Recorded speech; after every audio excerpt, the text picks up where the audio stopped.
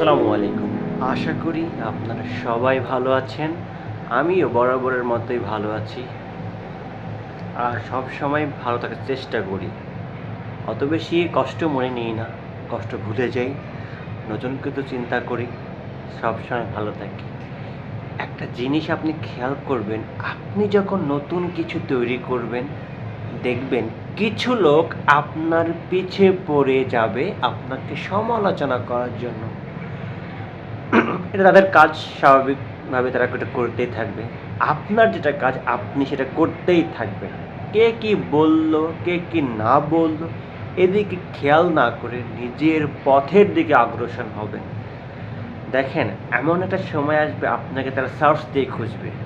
So কে কি বলল এগুলা মাথা থেকে ঝেড়ে ফেলে দিন। নিজের পথেই নিজে চলতে থাকুন।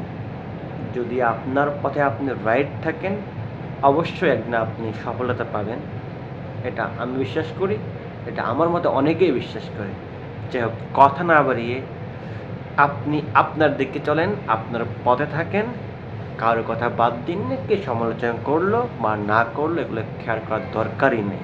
তবে কাউকে ছোট করে দেখার কোনো দরকার নেই। সবাইকে রেসপেক্ট করতে হবে, সবাইকে ভালোবাসতে হবে। তাহলেই ভবিষ্যতে সামনের দিকে এগোনো যাবে। আশা করি বুঝতে পেরেছেন। ভালো থাকবেন। আসসালামু আলাইকুম।